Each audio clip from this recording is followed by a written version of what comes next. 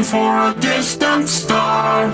Don't stop now. Isn't it strange how we're safe at home? So that I'm counting days until the second call.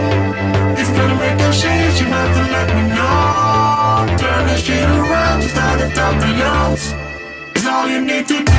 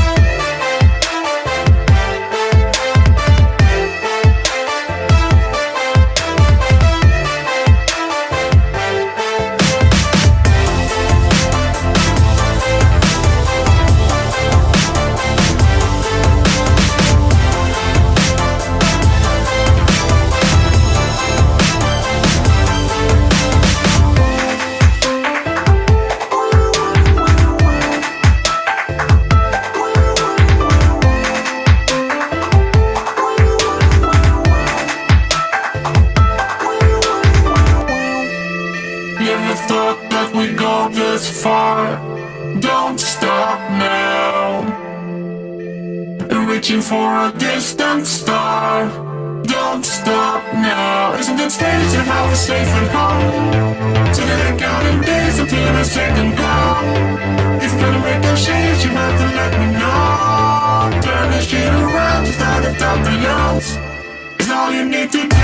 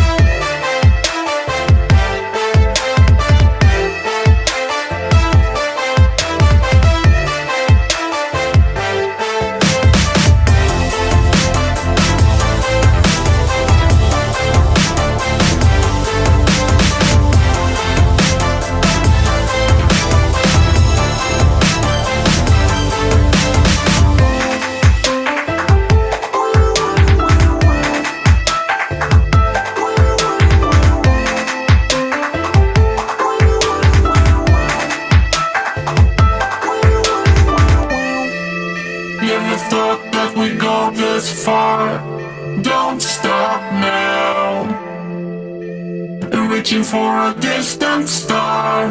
Don't stop now. Isn't it strange how we're safe and home? Together counting days until the second call. If you're gonna make those changes, you have to let me know. Turn this shit around, just start to top the yards. It's all you need to do.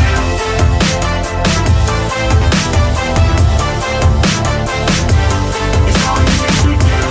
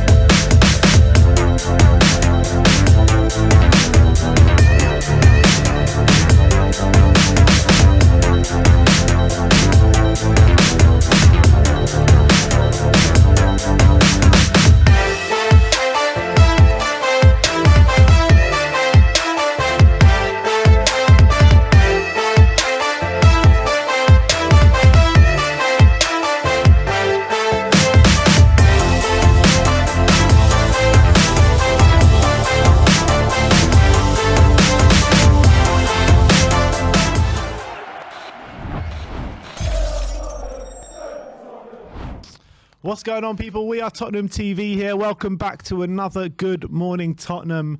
We're going to start off with the Brighton game, funnily enough, and then we're going to move on to the Rennes game. But in terms of the Brighton game, it is in doubt this weekend, as the Mail Sport are saying that the Premier League are braced for Tottenham to request the postponement of Sunday's game against Brighton following their COVID outbreak. And Ali Gold was talking yesterday, and he was saying it's actually a little bit worse than first feared, because we thought it was 6 players and now it's 7 players.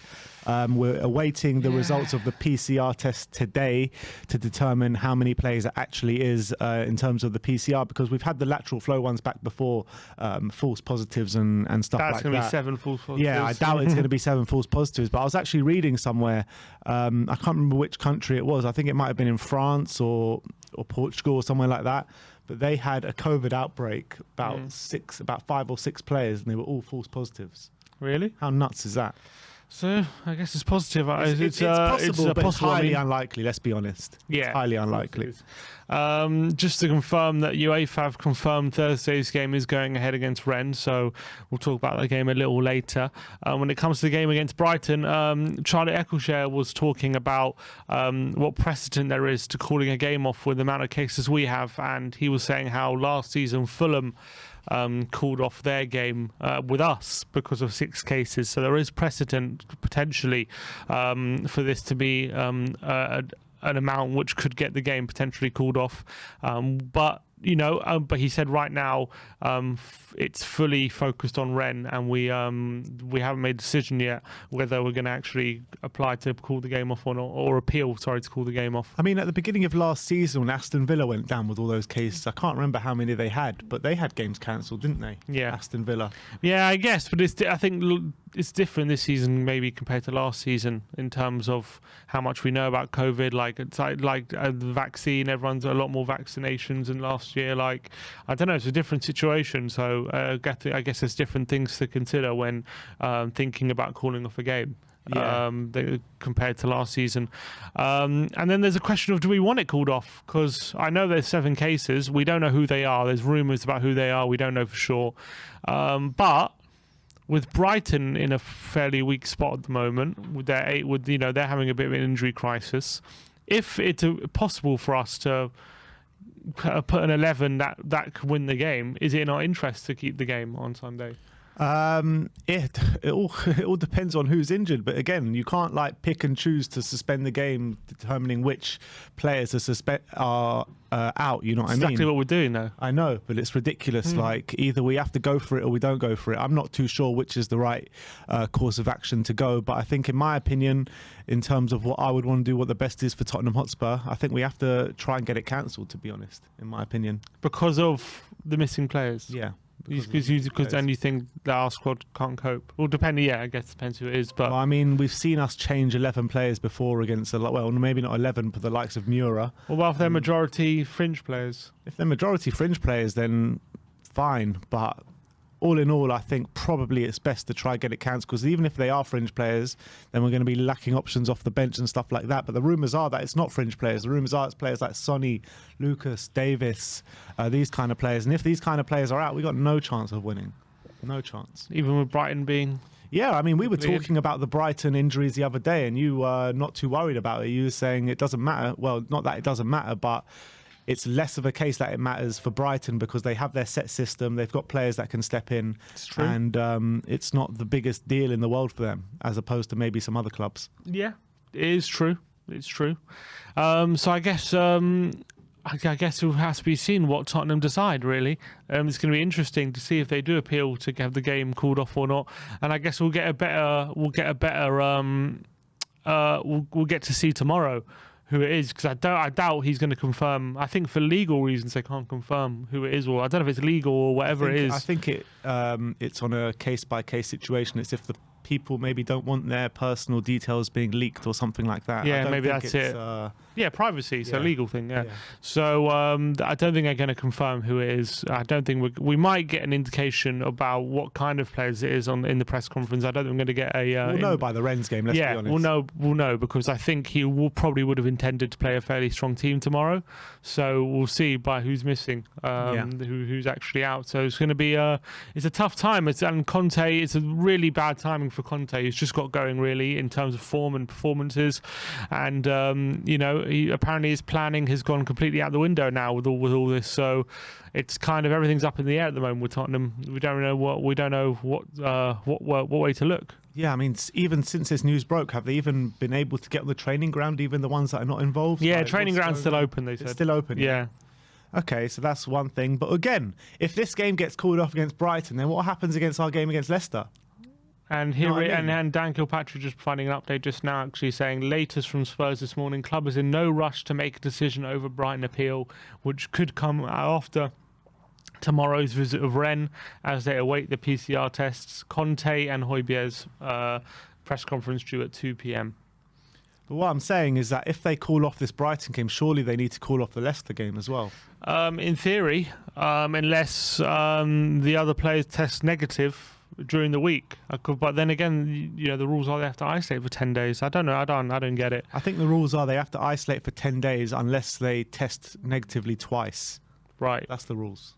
Okay. So then this doesn't necessarily mean that the Leicester game has to be called off. But, you would assume that if they're testing positive, it's not 10 days after the Leicester game, so it's likely that they will still be testing positive by the Leicester game. I guess. Yeah. So it's a difficult situation. It's a very difficult situation. It's so Spursy, this, isn't it? So like, just when things are looking up. just in things you think we're like going around a corner, you think we're on a bit of form, we have to be hit by COVID, and it's like the worst timing as well during like the busiest period of the season. Yeah, and let's hope that we can somehow get through it.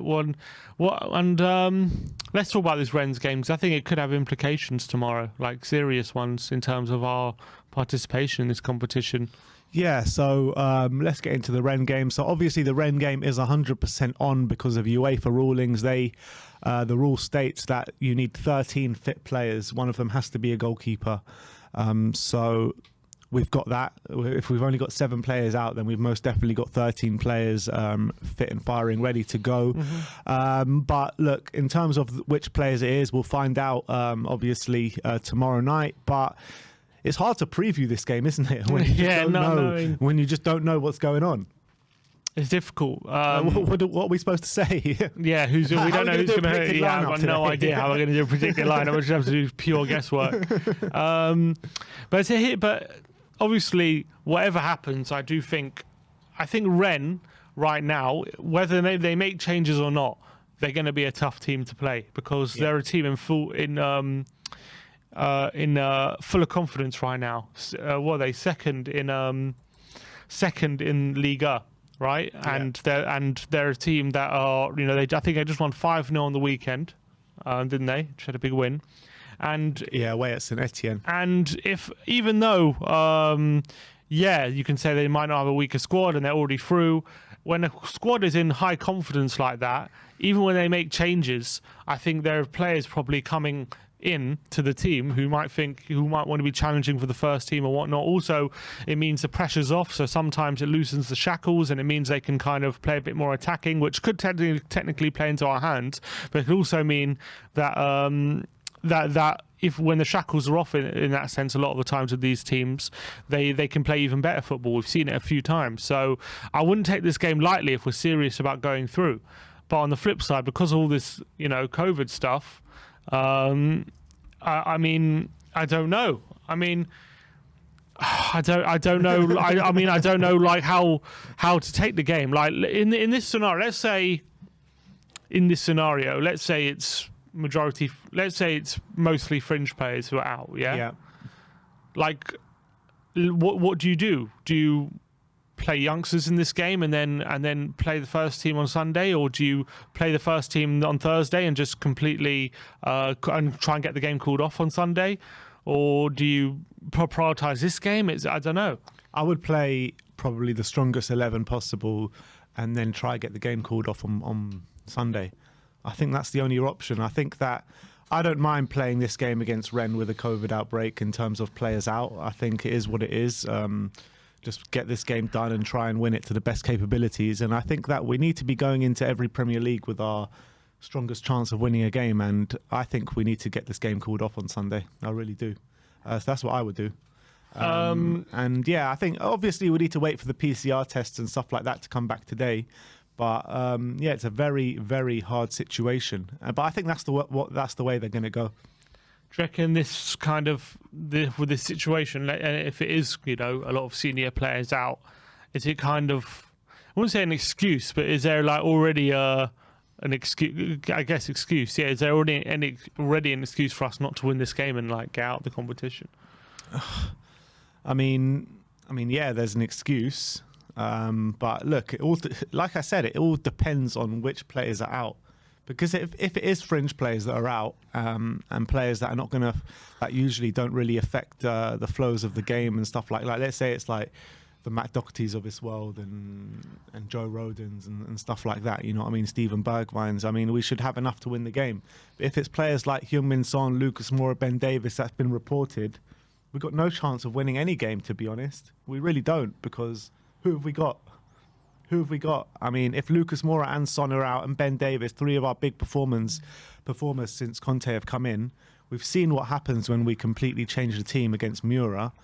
I mean, we're just fighting a lost cause with these players, a lot of them. Especially when they're all together. Yeah. So it's going to be difficult. It's going to be very, very difficult. This is going to be very interesting to see how things play out tomorrow, what kind of lineup we're going to see. And if the lineup we do put out is going to be capable of winning, because I really think Rennes are going to be confident, even with the change side, they're going to be confident going into the game. We know for sure 2 out of the 7, don't we? Brian, Hill, and Emerson. Yeah, that's pretty obvious, isn't it? They were both out with illness, and Hill's already was one previously who had a false positive, wasn't he? But we know those 2 players are definitely out. So already Doherty has to play. Yeah, so already Doherty has to play. So that's 1. We know 1. Hill can't play. Left back, I mean, Reguilon's probably out injured for this game. You probably assume that. Ryan Sessegnon suspended.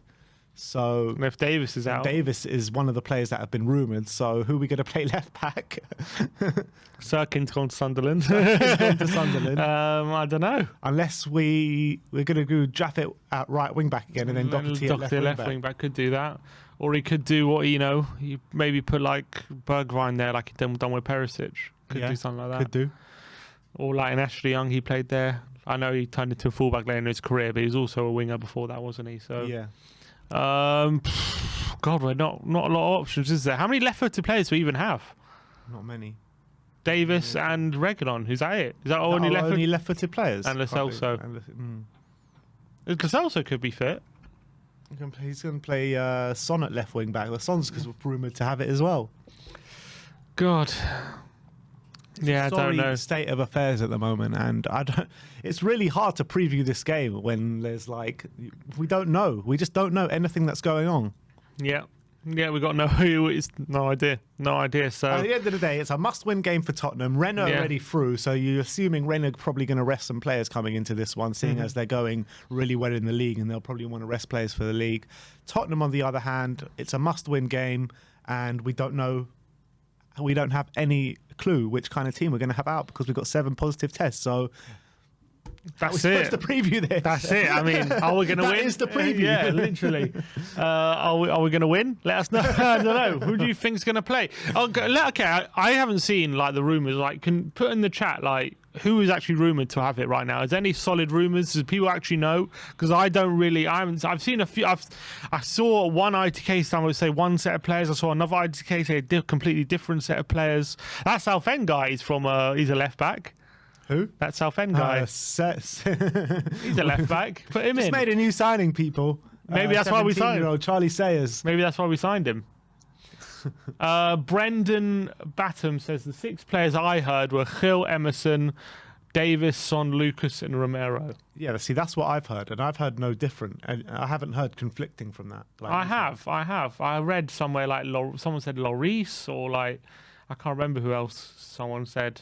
I read someone different as well. Where's these sources? Who's saying it's an ITK? I heard Ben Davis, Son, Lucas, Emerson, Skip, Davis, Romero, Son, Mora, Royale. He's saying Skip. I didn't Skip. Well, we know it's not Joe Rodon. We know it's not Joe Rodon. Because we saw him yesterday. Oh, yeah, we did. So we know it's not him. True. So that's a bit of breaking news for you. It's not Joe Rodon. Well, that was 2 days ago now, wasn't it? Was it 2 days ago? Yeah. 2 days ago, yeah. 2 days ago now. But the news was out by then, wasn't it? Yeah. There was I think at that moment there was just rumours, wasn't it? Yeah, but, Yeah, it was, yeah. All right. So if it's those, if we take it as those 6 players, then what kind of team are we putting out? So in goal, no Davis. So no Davis, Reguilon, or Sessegnon. Yeah. Bloody hell. But Reguilon's injured anyway. Sessegnon suspended. So I'm guessing. Yeah, I mean, I know Gil, Emerson's a Doherty. You're looking probably like a fight. So if there's no Lucas or Son or Gil. So it has to be 2 up front, but then who's 2? Bergwijn. Kane and Bergwijn. And no, or Lo Celso could come in because he plays 2. He calls him 2 number 10s, doesn't he? Or Ndombele, sorry, as well could play there in number 10 position potentially. So you're thinking Kane up top with Ndombele and Lo Celso in the number 10? No, a Bergwijn and in the number 10. Bergwijn and Lo Celso, or Bergwijn. Yeah, probably. I'd probably lean towards Bergwijn and Lo Celso. Lee Tottenham fan UK Scarlett. Could he play 2 up top with Kane and Scarlett? I don't see him trusting Scarlett in this game, even with the injury To be problems. fair, he was on the bench last weekend. Yeah, I don't see it. I think you'd rather go with the 2 number 10s. I mean, playing. I don't know. That's what I would guess. So if we're going to go for a 3-4-3 with the number 10s, you know, in goal, Lloris, right back. I think Lloris over Galini. You reckon Lloris starts on Thursday? I think Lloris starts, yeah. I reckon he might still go with Galini. You think still go Galini? I think he might do. Well, either way, it'll be one of Lloris or Galini. That's not an issue there. The 3 centre-backs, you're probably thinking about Davinson Sanchez, Joe Rodon, And Dyer probably still. and Dyer. Left wing back and right wing back is completely up in the air. Doherty's one of them. Probably Doherty and then... I don't know. Oh, got no Lavernier? clue. You reckon he goes with a youngster? Potentially. Is he a left back, Lavernier? Yeah. Who else in our squad? I mean, slim pickings. I mean, Lavernier is not even like that young. He's like 20 years old. Okay. Yeah. Unless he goes to midfielder. The only midfielder he could... Yeah, it's tough. It's tough. Because Hill might have been one of the options, but he's also out. So... Well, look, it's going to be Tanganga and Doherty, isn't it? The wing backs, most probably. yeah, you have to assume. Bloody hell. Probably be Tanganga and Doherty. In the midfield too, you're probably looking at Højbjerg and Skip again. And then it will be Lo Celso, Bergwijn, or Lo Celso and Ndombele. It'll be 2 of Bergwijn, Lo Celso and Ndombele with Kane up top. Yeah. So, I mean, defence is pretty shocking, but not too Is that bad enough going to win? forward. I think it's enough to win. I don't know. Honestly, I don't know. I think that is not a great lineup because you think about how much emphasis under Conte there is on the wing backs, and there is just nothing there when you look at those wing backs. Yeah, Tanganga and Doherty. How are we going to provide width in that team? Yeah. There's going to be no width at all. I think it's one of these games where, look, it's not going to be perfect, but I think that we can just about get over the line. I do believe it. I think it's going to be a tall order. Honestly, is, I it think is a Rennes are a tall good. order. Rennes, even if they make changes, they're a good team. They're a good Depends team. how many changes they make at the end of the day. Yeah, but they're going to be more settled. I don't know. If I look at that team, you're telling me, would I put money on Tottenham winning? I wouldn't. Oh, I wouldn't put money on it, that's for sure. But I think that we can maybe stumble through the game, especially at home. Maybe if it was away, then I would say maybe not. But at home, I think we should, even with that lineup, I think we should just about get through the game, assuming that Rennes are going to make a lot of changes. If Rennes are playing their first team, obviously it makes it a lot harder. But if they're going to play their second team, then I think we can do it. I do think we can do it. I think we can, but I would honestly say, right, if we put that team out,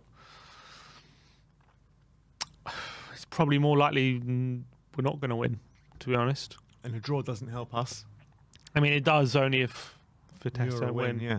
Well, no, if Vitesse draw. If Vitesse aren't drawing, are they? They're going to beat Mura. Yeah, they'll beat Mura. They're They'll going to beat be Mura. up for that as well, Vitesse, because they know if they win that, they're going to go through. But I don't think necessarily we're going to lose, but are we actually going to win the game? You know what I mean? Are we going to score enough goals to take the win? I just don't how are we going to get the supply to the front line? How are we going to use the width? How it's going to be difficult. Can I see us scoring 2 goals in that formation? Maybe a 1-0 win. Maybe if we get a bit lucky. I can't see us scoring 2 goals with that. can you see us keeping a clean sheet with that? That's Yeah, my I main can see worry. us keeping a clean sheet with that. What with Joe Rodon, Dyer, and Sanchez? The reason I can is because it's pretty defensive. You know, Tanganga and Doherty Skip. are very defensive. Skip and Højbjerg and Skip are defensive. So if we can keep a clean sheet and nick one, you've got Kane on the pitch, you've got potentially Ndombele, Lo Celso, Bergwijn. Yeah, but 3, you have to have 3 strikers up against their defense. I mean, you need to be able to be getting the ball to them. You have to have a structure throughout the whole team. Otherwise, it's way too easy to just mark them all out of the game. And then not when Doherty and Tanganga have the ball, why would they even bother going towards them? I wouldn't. I would just say, let them have it. Yeah. You make sure you're man-marking Kane, Bergwijn, and whoever else is there, and just make sure they don't get it, or no, don't make it easy for them, because there's no danger with Doherty and Tanganga on the ball and wing back. You let them have it. There's going to be no quality crossing the ball in the box. There's not, maybe if they get a pass off. Maybe we'll see a continuation from Doherty's nice cameo on the weekend, and he can actually provide a good game for us once in his life. Yeah, but then but the funny thing is, he's going to be most likely going to be playing a left back. Yeah. I heard he had a good game at left back for Ireland. Yeah, defensively. Defensively. Pocketed Ronaldo, I heard. Yeah, defensively, he played well. I can't see him going into the final third and doing anything from that position because he has to cut inside all the time, and you don't not want Doherty cutting inside. So would you not look to play maybe a Bergwijn at maybe left wing back, Doherty at right wing back, and and put Ndombele and Lo Celso both in? I would. Yeah, I think that's probably the best course of action, wouldn't it? Mm-hmm. That's probably what I would do. Yeah, that's that team. Then all of a sudden you have options around the pitch. Yeah. Let's get through a few super chats. The first one from Benedict Hampus saying, "I've got a bad feeling this virus will see games behind closed doors come January. Hope I'm wrong. We need the gate receipts. Loving the podcast, lads." Well, Boris is apparently about to make an announcement, so I have to wait and see what he's going to say. But apparently he's going to, I don't know what he's going to do, but he's about to make an announcement on some sort of restriction. So right now? It's imminently, apparently, yeah. And Benedict Hampus is saying, Omricon Dembele. So look, I guess that's our match preview for the game. What prediction you going for, Sim? If it's the first lineup we picked, I'm going for I'm going to say 0-0. 0-0. 0-0. And if it's the second one, I'm going to say 2-1 Spurs. I'm going 1-0 either way. 1-0 to Spurs. I hope we can get over the line in this one. I really do, but it is what it is at the end of the day. I mean, we can't. There's not much we can talk about this game, is there? Because everything is just completely up in the air. Yeah, there's just no way of knowing what kind of team we're going to put out. So what can we say?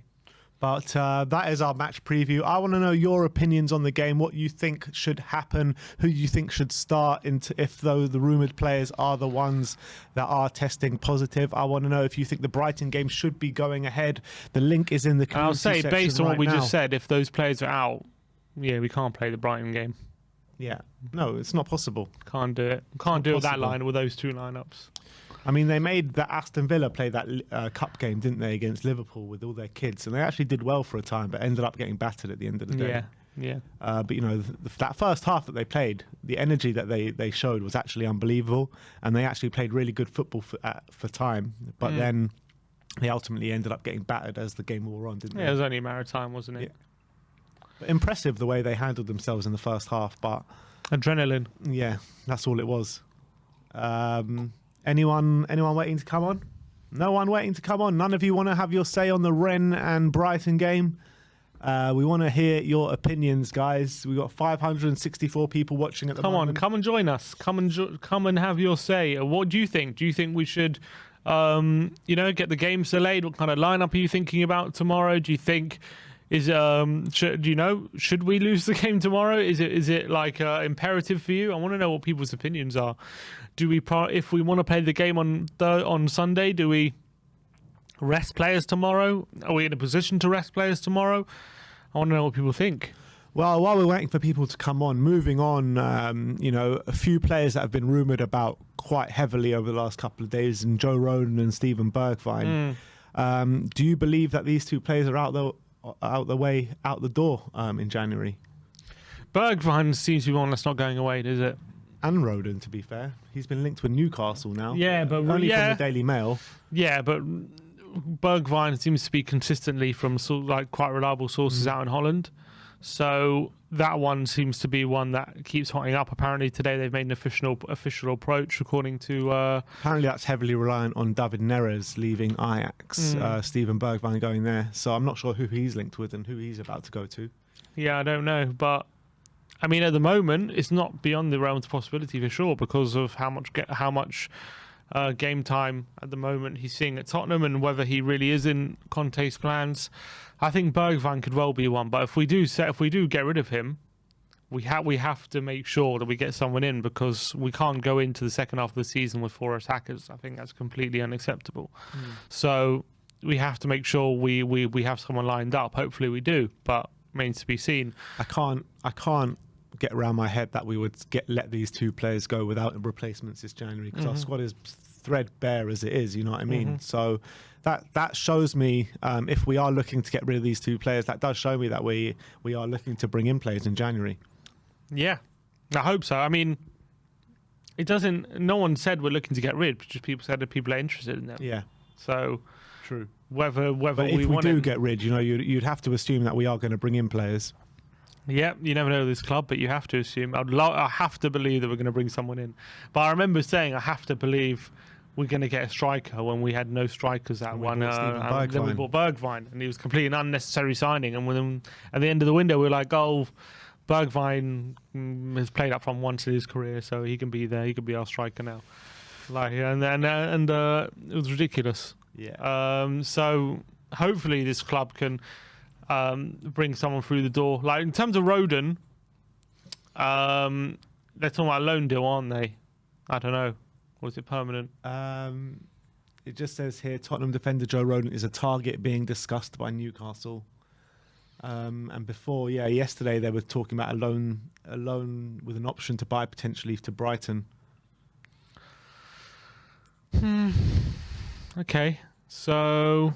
But that one was more reliable, the one to Brighton, because that was from the Times. The one to Newcastle, was from the Mail. And also, someone pointed out that he played under Potter at Swansea. Yes, he did, yeah. That's a good point. So Potter will know him well. Well, there you go. There's a picture of them together. There you go. So it'll be interesting to see how that... Yeah, that's another one. Again, we can't... When was Potter manager of Swansea? It was only for like a year, and it was just for Brighton. Well? He actually didn't do badly, but he didn't set the world alight at Swansea. I think he took over them around 15th or something. And he got the championship. Yeah, and he got them to 10th. He improved it a bit, but he wasn't didn't get them anywhere near the playoffs or anything like that. What, did he get sacked or did he leave or what? He left, I think. Oh, for Brighton. Yeah, Brighton approached and he left. So he must have done something right if Brighton to approach him. Brighton gave him a 5-year deal within 3 months of arriving. He got signed a deal, and then after 3 months, they're like, "Oh, we want you signed up for a long time," and they gave him a 5-year deal. So, I mean, they love him there, and I don't think it was a case that Swansea wanted to get rid. If I remember rightly, I think it was just a case of a Premier League club came calling, and he thought he'll test himself at that level. It's interesting that Romano was talking yesterday, and he says that Bergwijn could be one of the players to leave Tottenham in January, and he says there are a lot of clubs around Europe interested in him. So it's not just Ajax and the Dutch clubs. Maybe we can start a bit of a bidding war for Steven Bergwijn. Yeah, that'll be nice, I guess, if we can get some money for him. How much did we sign him for? 27. Yeah, I mean, I can't see us getting more than that. No, we'd be lucky to get our money back at this point. 25 probably, I would say. Maybe you can convince someone. The thing is with Bergwijn, I can see him going back to Holland or going to somewhere like Spanish League or somewhere like that and doing really well. I mean, yeah, I feel it just hasn't just quite clicked at Tottenham. I don't think he's been a disaster. I mean, if you're looking at it based on what he's contributed since he's come, I don't think I can deny he's been a flop. But I don't when I see him on the pitch, I don't think he's a terrible... I see a lot of quality in him. He's got skills. I think he's got decent technique. He can probably improve his finishing, but a few times he's got, from shooting... in shooting positions, he can be okay. He just hasn't been able to nail down a regular spot in the team, ever. And he's never been able to just get that consistent run of games. And he's always been in and out of the team. Whenever he has a bad game, he's always dropped, straight away. I just feel under maybe different circumstances, it could have turned out differently. But now he's maybe in a bit of a situation where it's difficult for him to get back into form. Yeah. And, you can't really argue against the fans that call him a flop with that goal return. That goal return is absolutely shocking, isn't it? Yeah. Shocking. How many goals has he scored in the last, year and a half? 2? Has he scored this season? No, I don't think he had. No, the last goal he scored was at the back end of last season. That was his first goal of the year, like 2 games before the end, or last game of the season, wasn't it? That was against Villa. Against Villa. Was that last game of the season? It was, Or I think, one of the penultimate. last games of the season. You know, that was his first goal of the whole season. Under Mason. But on the flip side of that, you know, we were doing really well for a time when he was in the team, and when he came out the team, we started flopping. I'm not saying that was due to him, but he was doing a good job for the team at that time in terms of being that defensive winger. Yeah, he was, and I as I say, I don't think he ever plays like terribly. I just think a lot of the times he is too safe a lot of the time with his play when he has the ability to take someone on. A lot of the times he just checks back and passes inside and decides not to and wants to keep the ball and is like scared of doing that. Ryan Sessegnon syndrome, I guess, and like I think a lot of that has been a big issue, and then all of a sudden, because he's doing that all the time, he goes missing and he doesn't get in the positions he needs to when you're playing in that position on the left wing. And then you're not contributing. But I don't think it's because of lack of quality. I really don't. I think he has a lot of quality. And I believe he could go to a different team and someone can give him confidence. And if someone can give him confidence, he can be a good player for them. But, I mean, at the moment at Tottenham, it just doesn't seem to be working. It doesn't matter who comes in at the moment. Yeah, very true. It just needs a change, maybe. Yeah, change of scenery, something like that. And there's as we always do, you've seen this Vlahovic update from Romano yesterday. That he doesn't want to join Arsenal. Yeah, he said Vlahovic to Arsenal is a very difficult deal to be done because Vlahovic has zero interest in joining Arsenal. I mean, that would make it difficult, wouldn't it? Yeah, it would make it difficult. And you know what? If I was Vlahovic, why would I want to join Arsenal as well? You know what I mean? Yeah, he's doing quite well. He's a good player. Exactly. Why do you want to throw your career down the toilet joining Arsenal? Should we open up to the public? It's only open to members at the moment. Can do, yeah. Yeah, let's open up to everyone. Let's get some callers in. The press conference is due to happen at 2:00 today. That's going to be a very interesting one. It's going to be very interesting. Obviously, we're going to have that ready for you as soon as we get it. But at the moment, we've got 610 people watching with us. We are on the march to 100K at the moment, 100,000 subscribers. The We Are Tottenham family are massive. So if you haven't hit that subscribe button, all you need to do is scroll down, smash that subscribe button, and yeah, we'll be on our way to 100K and getting that plaque soon. Yeah, can't wait. And also, if you haven't checked out, we had a brand new show yesterday in Tottenham Tactics. It was Stell from Tottenham Away, which people seem to be enjoying. So go check it out, which is it's on our channel. It's our latest video now. It's quite a long one, but if you've if you've got nothing to do for the next hour and you want something to watch, go check it out. It's good viewing. Yeah, exactly. It's an hour of Tottenham Tactics reviewing the game last week against Norwich. And it's probably the most in-depth Tottenham tactical analysis that you can get on YouTube. Exactly. In fact, that is probably that you can get in the world, to be honest. Because very, very, very in depth. Doing that much in depth tactical analysis of Tottenham Hotspur. Only Stell. Apparently, he's a coach. I've heard. Yeah, a coach. Can Cody Mack confirm if he's a coach or not? I don't know. Yeah, what's Cody saying? All right. All right, the link is open to the public now, so not just members can join, anyone can join the link. So link in the community section right now, so go click the link and come and join us. Oh, we don't even have headphones, you know. Where are they gone? Let me go get them. One sec. Wait, actually, where's Vinny? Vinny, you can get the headphones. We don't have headphones. One sec, guys. See if there's any updates happening as of yet. Yeah, and then where's the orcs? Can we get the orcs? Cheers. Okay. We're waiting for you guys to come on and have your say. If we don't get anyone in the next 15 minutes, then I guess we'll have to move on. But come on, I see some members in there. well, not even members. This is open to everyone. It's open to everyone now, but come and join us. Americanka, come and join us. Wolves Fi, come and join us. Get involved. It's in the community section. Adam William Cahill, I see you there. I want to know people's opinions. Who's going to play? Do you think the game should be called off on the weekend? I didn't even ask you. Yeah, I mean, looking at if it's those 6 players, then yeah, I do.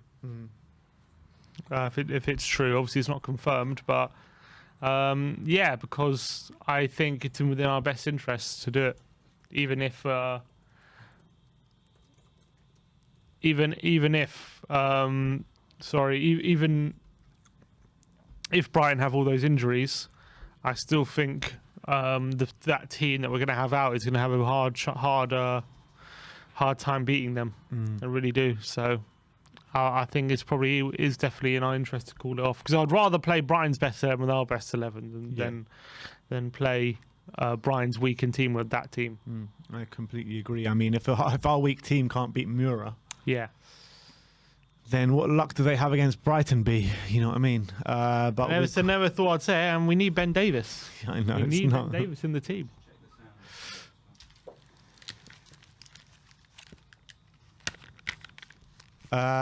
We've got the man, the myth, the legend waiting to come on and talk to us. Carl Patrick Vineyard. Carl, how's it going, mate? Good, man. Good. Yes, Carl. How are we doing, my friend? Good, my friend. How are you doing? Nice to see you. All good. Nice to see you again since Thursday, ain't it? Yeah. Hasn't not been too long. When are we gonna see you next? Huh? When are we seeing you next? 22nd, I believe. 22nd. Yeah. All right. Yeah. You said there's one of you going, is there? Potentially, we're still not sure yet because we're a man down in the studio at the moment. John has to concentrate on some other projects, apparently, so we're without John for a little while. So have to see how we go. Bring Flav back. Slav's got a full-time job these days. He doesn't have time for us anymore. Oh, what about Expressions? He hasn't been in the studio. Get him in the studio. Oh, all right. We'll ask him. Maybe you can ask him on Twitter for us. Maybe he can respond to you. Yeah. At least I got the Norwich game right, 3-0. I got that right. You did get that right. You did. But let me ask you this, Carl. Do you think the game against Brighton should go ahead? No, I think we should cancel it. But, like, you're probably saying we should cancel the Leicester game. But then when are those games going to be rescheduled? Like, as you said, Villa played the kids against Liverpool in the Carabao Cup 2 seasons ago and they battered Liverpool. But then when are those games going to be rescheduled? Like, you saw what happened with Fulham and Villa last season. With those games had to be rescheduled from December. Like, we had to play Villa twice in 2021. Like, how? 2021. We played Leeds twice that year as well. Like, why did we have to play those two teams twice in a new year earlier this year? Come on. You can't just play them teams twice in 2021. How is that possible? I mean, I think it's just going to be a case that it's going to have to be. I mean, Jonathan Veal was talking when the Burnley game was cancelled, and he said that there are 2 midweeks in the latter stages of January that we have free. That won't be FA Cup games, there won't be European games, and there's no midweek Premier League clashes. So there are 2 free weeks in January. But if the Leicester game gets cancelled, I'm not sure if we're going to find 3 free weeks. Oh, well, like, yeah, I suppose you're probably right. But we need to reschedule the games because, as you've seen, we've been drawn against Morecambe in the FA Cup. Yeah. Yeah, so, but, yeah, that's going to be great. But, yeah, I suppose probably postpone the Brighton game and the Leicester game, I think. And, like, I don't know when we're going to reschedule them games because, yeah, we're going to have to reschedule those 3. Like, yeah, I don't know when. They'll probably be 3 in January, but maybe just save it for February something, the Leicester game. Save it for February time. Yeah, I mean, if there's room. I don't know if there is room because I think in February that's when the Conference League comes back, I believe, or is that March? I'm not too 100% sure. February, I think it's the same as the Champions League. Comes back in February. But, like, Are we still going to be in the Conference League in February? Carl, do you think? I hope we are, because if we win against Rennes tomorrow, the test win, does that put us through then? It does, yeah. So, like, We I need to know- equal Vitesse's result tomorrow. That's the situation. Oh, so we're on 7 points and Rennes are on 13. So does that mean that Rennes have already won the group then? Yeah. Correct. Yeah. Oh God. So then so we probably need the test to beat Mora and us to go through then, because that is what will probably happen tomorrow. But yeah, we need to. Will we win Yeah. though with all these people out? I know we don't know who exactly is out for sure, but are we Yeah. going to win with all these people not playing? I think so. Like, I think we need to start Dane Scarlett, because he did well in the under-23s last season. I think he scored, what, 23 goals? Yeah. Yeah, start Dane Scarlett. And, yeah, just start him up front with Harry Kane. I like Dane Scarlett. I've got a comment here from Hazim Rahim, and he says, "Bring back Nuno now. We need a negative result." Full crap. No, no. Nuno out. Sorry, but no thank you. I don't want Nuno back. I'm sorry, because keep Conte, man. We're still Conte's so unbeaten. good, he's even bringing positive results in the COVID tests. Like, we're still unbeaten under Conte in the league. It's just that we were unbeaten under Conte in the Premier League and the Conference League. He won, what, the test game we won 3-2. That's when Toby done his farewell speech at the Yeah. Tottenham Hotspur Stadium. Like, I think I DM'd you yesterday. Big up Pierre Crouch. He was in Milan watching Milan versus Liverpool, and he's the one that scored that goal for us against AC Milan. So, but I was we there could do a that day Pierre in the Crouch San one Siro. now. We could do a Pierre Crouch back up front if we don't have a striker. Come We on, could do a Carl, get Pierre on the Crouch. phone to him. Get him to come back. Yeah, Daniel Levy was the one that I believe bought him under Harry Redknapp. So, just Daniel Levy, I know you're watching this. Bring back the big man, Peter Crouch, please. I know Janssen was poor, but I know people didn't like him. But Llorente could do with him. I know he was doing well when Kane was injured, but Son did. But Llorente, Crouch, out of those two, I wouldn't mind both of them coming back. But yeah, but I'd prefer. Who would you prefer out of those two? Peter Crouch or Llorente, out of them two. what? Right now or in their prime? Right now, Probably Llorente. Llorente, like, we should not have let him go because he done great. Like, and I watched your vlog against Man City at the Etihad, and you said Toby scored, but it wasn't Toby. It was actually Llorente. I knew you guys got It that looked one. like Toby from where we were sitting. Oh, but you thought Toby scored, but We did. yeah, but it was Llorente. But Thank you for. I just found out, Kyle. Thank you for letting me know. yeah, but yeah, as I'm saying, just postpone the Brighton game and maybe save it for, I don't know, like end of December or something. I know we've got a busy month this month. Like, I know Brighton's not going to happen, so it's not going to happen. But haven't we got Liverpool next week? We have Liverpool not next week. I think the week after. Oh, so then it looks like we won't play Leicester as well then. So it looks like it'll just be Liverpool. But yeah, Conte did actually lose to Liverpool when he was the Chelsea boss, and that was at the Bridge. Like, yeah, Conte did lose at home to Liverpool, but Conte needs revenge at home against Liverpool. And as I've said, we need to stop losing at home to Liverpool, man. This isn't going to happen. Conte has beaten Liverpool once, and that was 3 years ago. So if Conte can get revenge over Klopp at home as Tottenham boss, then come on. Like, but, yeah, it was insane. Carl, Carl, what do you think the score's going to be tomorrow night? Oh, man.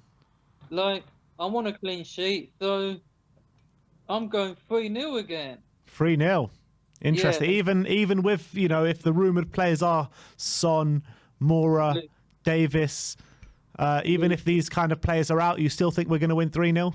Yeah, like, I know Kane's probably going to start, but maybe Dyer to score. Like, Dyer and Reguilon, maybe. I saw on Instagram someone posted, like, Reguilon in the team. But I like what Reguilon did on Twitter, say, do not sell me, FPL. Like, Hope you haven't sold him. I don't. I've got him in my FPL draft, just not on the FPL app because I ain't got money. Because apparently you can only have 3 Spurs players on the app, but in the FPL draft you can have more than 3. But yeah, like Reguilon, you heard him official FPL on Twitter. Do not sell the guy because he's doing quite well. He's doing brilliantly since Conte's come in. But Carl, you've told us 3-0. Big up yourself. Big up the man, the myth, the legend that is Carl Patrick Vineyard. Thank you for coming on, my friend, and we'll see you next time. I'll see you probably after the game tomorrow. Nice one, Carl. Big up yourself, mate. Come on, you Spurs. Come on. So that is the legend. That is Carl Patrick Vineyard. We've got some more people waiting to come on. Who is on next?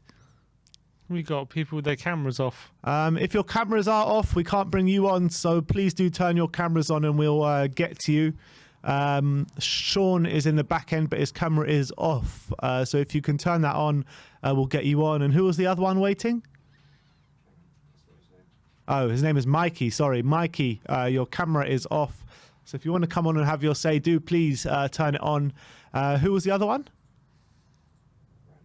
Brandon G. His camera's on, but it's a bit weird. It's very dark.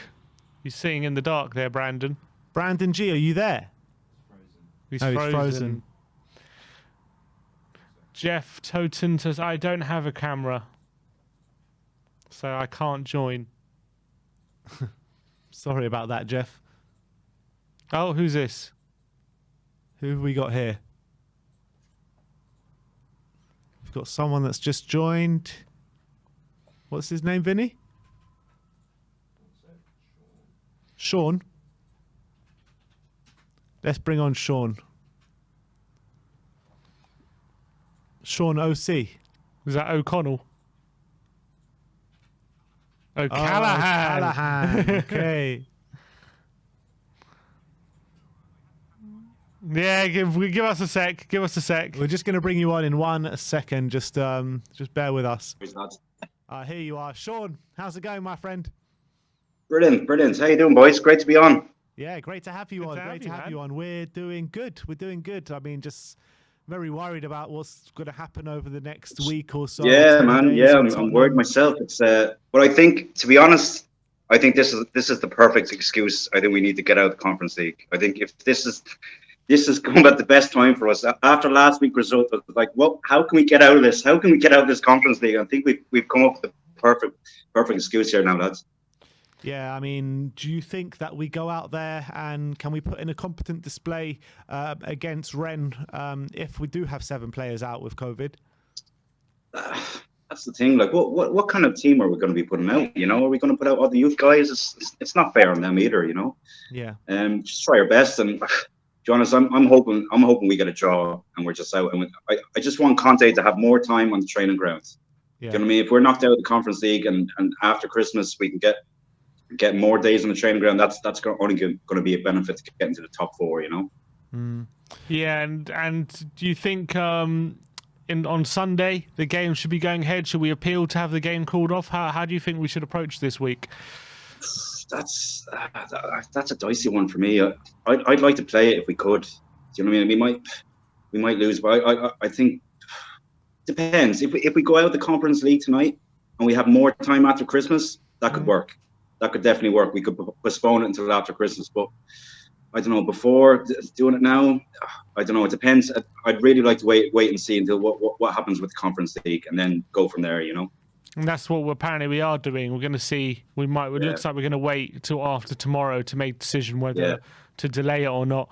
But with the rumoured players out, I think it's Ben Davis, Son, Lucas, Gil, Emerson. How do you expect us to line up tomorrow? Like, do you see us going as strong as possible? Do you see us thinking about Sunday in when we think about the lineup tomorrow? That's it. Yeah, if you go Kane's playing too many matches at the moment. I know he needs a goal, but he's not looking fit either. He could do with a break, but it's like playing him back to back again, and then coming up with the Christmas run as well. It's going to be a lot. It's going to be a lot on those guys. I think play the strongest team we have available. Okay, play the strongest team we have available. But it's the Kane one for me. I think Kane could do with a little break. I know he's been getting goals in the Conference League, but he just hasn't looked. It's just something's looked a little off just in the games. He just hasn't looked proper. But if Kane doesn't play, what are we playing Scarlet? Because Son's out, Lucas is out. That's the issue. Maybe we give Bergwijn one last go at striker if he's before he makes the transfer. Give him a crack. Yeah. I mean, it's such a difficult situation, is it? Especially when it's just so up in the air and we just don't know what is going on. I'm guessing we'll find out more in the press conference, but I doubt we're going to get names and stuff like that. But a couple of names that have been talked about in the press, Stephen Bergwijn and Joe Rodon, in terms of potentially leaving in January. What would your thoughts be about them? I want to see Joe just get a chance. Do you know what I mean? He's not even getting a chance. If he's not getting a chance, you have to send him out on loan. You have to. It's just not fair on the player, But I don't get the reasoning that he's Dyer's replacement. I've seen him play on the left of a back three. He can do it. I know Davies is playing very well. I'm not saying going for Davies, but it's Dyer has to be out for him to get a start. No, come on. We have to give him a chance. And I'm just surprised because Conte seems like he's been given everyone a kind of a chance just to see just how they're doing. Just give him a shot. But Rodon hasn't really got a chance. He had that Moura game, and then he got taken off instead of Sanchez. I don't know. But with Bergwijn, I'm not too fussed.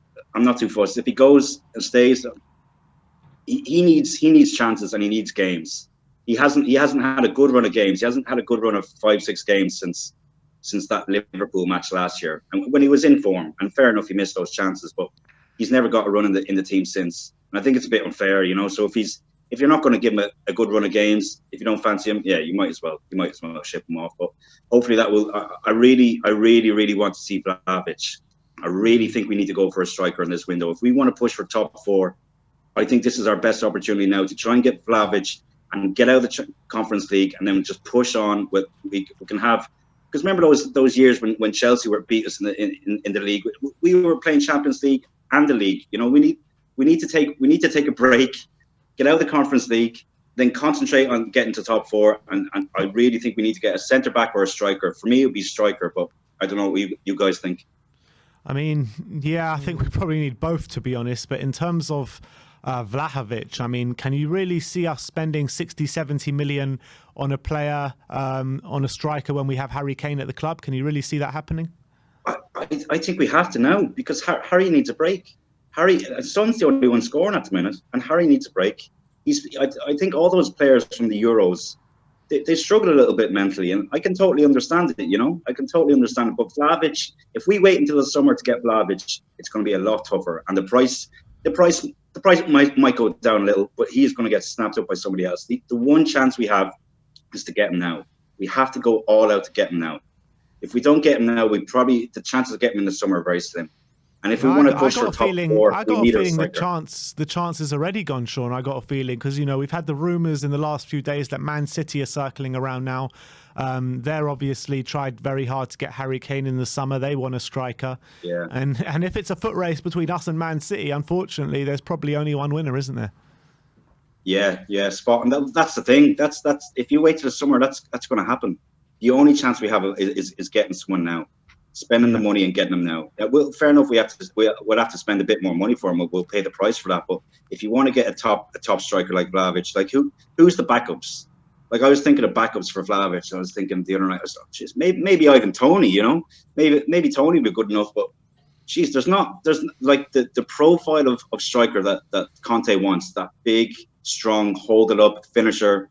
There's not that many good ones around, and I think Paratici knows that as well. He's scouted him, and he knows how good he is. You know, so yeah. I would trust Paratici for getting us a backup, but I think he's waiting for that right player. He could have got someone in the summer, but he's waiting for that right striker to get. You know.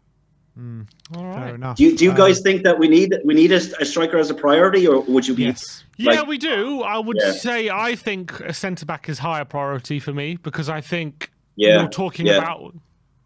For me, you're talking about centre back. Backup. Yeah. Because I think as much as we need a striker, which we do, 100%. For me, having a starting centre back is more of a priority than a backup striker. That's just how I feel. But definitely, Kane needs support. He needs competition, and 100%. It would be high up on my list, but not quite as high as a centre back. Yeah. Well, who would you go for now? Like what position centre back are we going for? Are we going for the middle of the three for a Dyer replacement and then shipping out Rodon? Are we going? We already have the cover on the right. We have Romero, maybe / Sanchez as the backup. On the left, are we going for a backup for Davies or a guy starting ahead of Davies? I Which think position in the back three do you think we'll someone to prioritise? compete with Davis, 100%. We need another left-sided one. Yeah. Because you can't rely on Davis all the time. Definitely another central one as well, because as much as Dyer is doing well at the moment, just because he's doing well now doesn't mean he's the answer long term or even till the end of the season. So definitely a central one as well. I think those two positions, and then obviously hopefully when Romero comes back, he can be there and Sanchez can fill in till then. That's how Tanganga. Yeah. That's how I see it. Yeah, hopefully. I'm not too sure about Tanganga. Because if Dyer or Davis get injured for a long time, what are we going to do? We are in trouble. Exactly. Yeah, we're in trouble. And that should Especially never. Davies And you're talking about Dyer and Davis getting injured. I know they're playing well, but they're not exactly like, still, even at the moment, what top 4 or top 6 teams are they getting into, even right now, even with how well they're playing? Not many. None. So you've got to think bigger. It's not easy getting a centre back at January either, And also, if we buy competition for them, it'll push them on even more. It'll make them know that their position isn't safe, and they have to keep up these standards if they want to stay in the team. Right now, we have to have them in the team because there's no one else.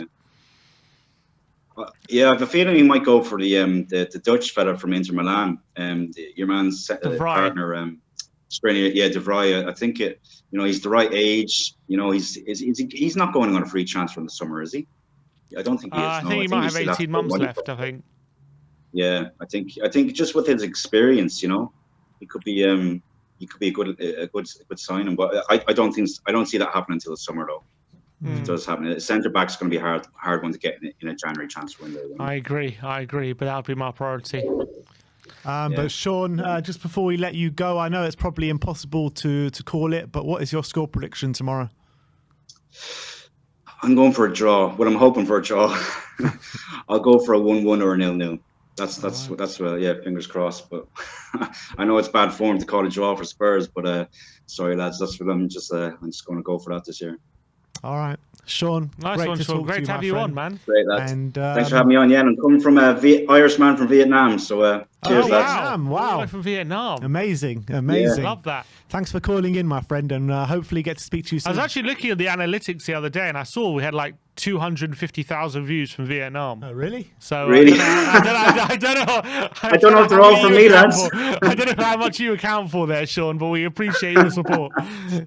Cheers, lads. Thanks for having me on. Anyway. Thanks a lot, mate. Cheers, mate. Talk to you later. Bye-bye. Bye-bye. That was Sean. Let's move on as we've got Mikey up next. Hey, guys. Hey, Mikey. How are you? I'm good. Yeah, how are you guys doing? Yeah, not bad. Just trying to wrap our head around what's going on at Tottenham at the moment with all the COVID stuff. Trying to do a preview for a game which you have no idea any players that are going to be playing is very difficult. But how are you looking at tomorrow's game, and what kind of do you want to see us play our first choice in terms of who's available? I think I can see both sides of the argument, because obviously if we're going to be challenging for the top four, we don't want extra games to have even more chance of injuring our key players when we have as good a chance as any, because with the Burnley game in hand, if we win, we would be in the top four. If the season ended right now and we played the Burnley game, we'd be fourth. So I think there's an argument to say that sack off the Europa League, maybe try and get a cup run in the FA or the EFL, as we always seem to put up we may as well try and go for a cup run, try and win a trophy. And I think every season that's always a good idea. But with European competition as well, playing every week, twice a week, it's going to take its toll. And Harry Kane gets his customary mid-season injury around January or February, right around the time that the Conference League will come back. And if we, in the transfer window, if we don't manage to land someone like Dusan Vlahovic, who Sean was talking about, if we don't manage to land someone like that, what happens? Because Dane Scarlett, while I admit he's a prodigy, he's not cut out to start 2-3 games a week in the toughest competitions like the league and the cups and the conference league competitive, you might say that. But I think that the Conference League, while it would give us possibly one of our easier opportunities to win a trophy in terms of the competition of the teams around us, we still have to look at it and think, what's more important, finally getting that first trophy or putting all our attention on returning to the Champions League? And I think that's a priority that a lot of people have to think about, because our squad is not big enough to compete on two fronts. It's not good enough, and it's not big enough. Like, we don't have the depth of a Liverpool, of a Man City, or even of a Chelsea, who can consistently challenge for the top four in the Premier League, even the title, and focus on even the Champions League as well. So I think if I was Conte, while it would pain me to be able to sack off the Conference League, I think our domestic commitments are more important than our European ones. So I think not necessarily look to lose the game, but I wouldn't field my strongest starting 11, because we've got that Leicester game isn't going to be an easy one, because Leicester have always been a bit of a problem for us. We don't really seem to get good results against them, from what I can remember. At least I remember us losing to 2-1 at the King Power because of a brilliant Maddison free kick a couple of years ago. And I think that if the Leicester game doesn't get called off, and then Brighton, we've already got injuries and COVID, and at this time I just can't see the Conference League being that much of a priority. So I would rest a few key starters for the busy December period in the league and try and push on domestically rather than internationally. So yeah, that would be my opinion. Do you think Tottenham should try and get the game called off on Sunday? Well, I would say yes if we didn't have the Burnley game already have to play. I would have said yes, because obviously the health of the players and the people around them is of the utmost priority. That's obviously the first point of call. So I wish everyone a speedy recovery, to whoever's tested positive, and I hope that they're doing well. But aside from the players aside from the health implication, I think from a logistical point of view, we already have one game in hand. If we start postponing games due to a COVID outbreak, it makes it harder for us, because I remember you saying we've only got 2-3 game weeks over the course of a season. Obviously, the European games being, if we didn't make it out of the group, it would give us a slightly more chance of.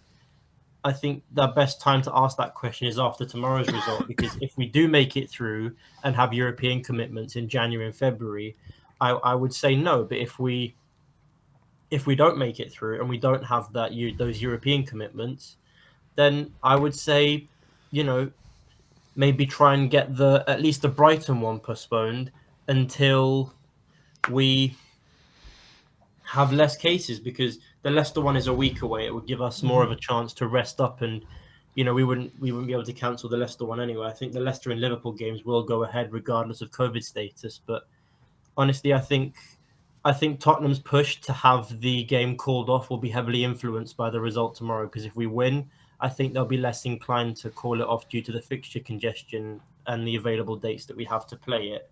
But if we don't win tomorrow and we don't go through, then I think they will try and get it called off. A, for the player's safety, and B, so that there's more chance of us playing it later down the line in January, February time when we don't have European commitments. Fair point. Fair point. Yeah, it is a fair point. And look, in terms of players that could be out the door in January, it's quite widely reported that potentially Joe Rodon and Steven Bergwijn could be out the door in January. What would your feelings be towards that?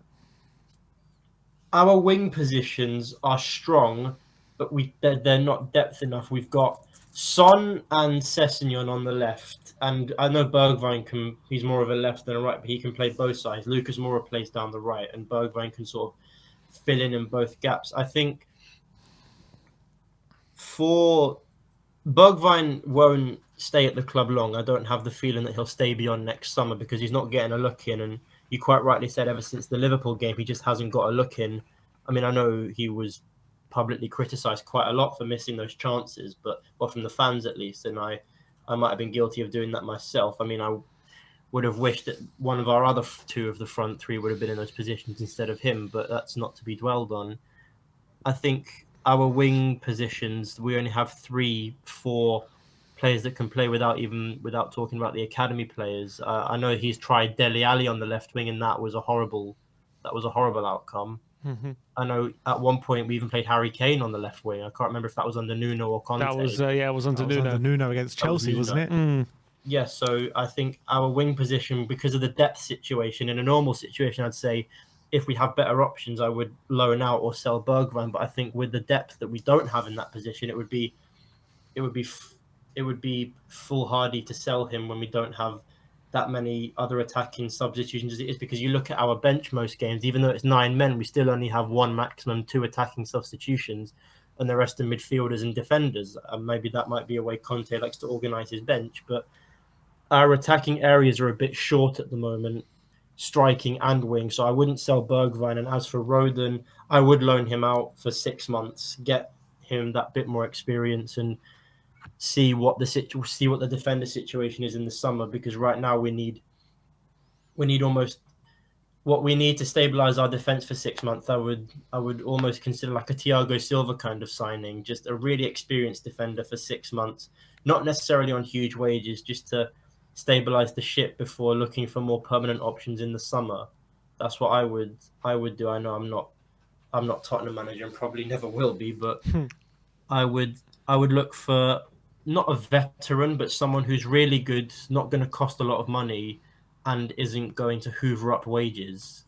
I know that's a pretty hard criteria to fill, but that's what I would look for in the Rodon defense situation. I might be outspoken on that, but that's what I would do. Yeah, I agree with you. I think we do need a bit of experience in the back line right now. And I think for me, a centre-back has to be a very high priority, because just it's so crucial the way Conte likes to play, that the centre-backs are comfortable on the ball and they're able to step into midfield or even provide for, also go forward like Ben Davies is doing at the moment. And I think we need more options there. And I think to be relying on Dyer and Davis till the end of the season, and even if one of them gets injured, then we'll be in trouble. Doesn't fill me with confidence. Tanganga's an enigma for me, because I'd love to see him start at that right centre-back with maybe Romero playing through the middle and a competent left-footed centre-back to not come in for Davis, but inevitably when Davis's good form starts to waver, because he's Ben Davis, he's a consistent 6 out of 10. You always know what you're going to get, and he goes through good patches, he goes through bad patches, but he's never going to be the consistent top-level defender that you want. That he's playing at a really good level right now. I'm not saying sack him off now, but there will be a time when this good form will inevitably revert back to standard Ben Davis. I'm not especially against the better teams, I would say. I think he's all right against these kind of level teams, but when he gets to Liverpool, Chelsea, these kind of teams, can he have the same kind of impact? We'll have to wait and see. Probably not. I mean, I remember when we all saw the Liverpool game last year when Jose started Ben Davis at left back. We were all like, "Where's Reguilon?" And we tried to go for a more defensive strategy. And Mo Salah absolutely tore Ben Davis to shreds that day. So I think it was Mo Salah. And I'm kind of the Brighton game. I'm not too fussed about. I think we should get a win in most normal circumstances, even with the COVID situation, obviously we don't know who's.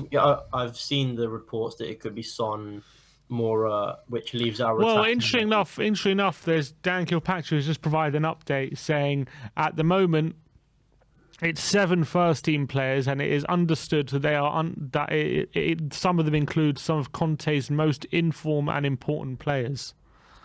So take of that what you will. I mean, sounds pretty much like it might be those ones that have been reported, to be honest. Yeah, Davis, Son, Mora. But at least we know it's not Kane. Yeah. Yeah, true. No, I guess.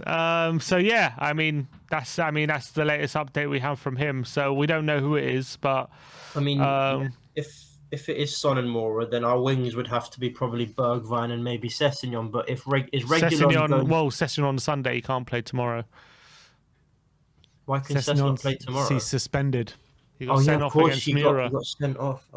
Is Reguilon back? Or is He's a doubt, apparently. Yeah, he said he's a doubt, yeah.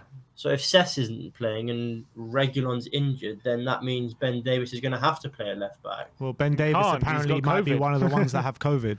So who do we play? So who are we going to have at left back? Oh, didn't we sign someone from Southampton like yesterday? From Southend. We signed a 17-year-old from Southend, yeah.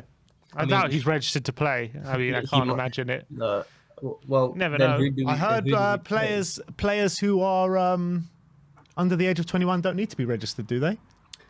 They don't need to be registered in the main squad. They have to have some sort of registration, don't they? They can't just put them straight in. Can they not? Good. So I don't think so.